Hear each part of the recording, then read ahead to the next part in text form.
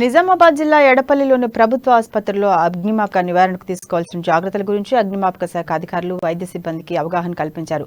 అగ్ని ప్రమాదాలు జరిగిన సమయంలో తీసుకోవాల్సిన జాగ్రత్తలు తదితర అంశాలపై పలు సూచనలు ఇచ్చారు. అనంతరం ఆసుపత్రి ఆవరణలో అగ్ని ప్రమాదాల నివారణ చర్యలపై ప్రదర్శన నిర్వహించారు.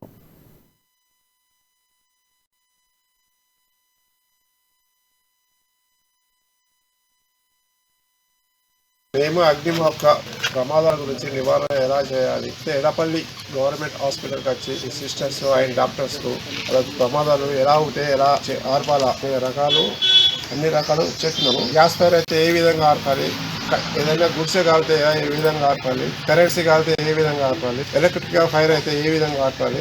ఎలక్ట్రికల్ ఫైర్ అయినప్పుడు CO2 ఎక్స్టింగ్విషర్తో ఆర్పుంటే మనం వాటర్తో ఆర్పలేం కాబట్టి CO2 ఎక్స్టింగ్విషర్తో ఆర్పితే తొందరగా ఫైర్ అనేది ఆరిపోతుంది.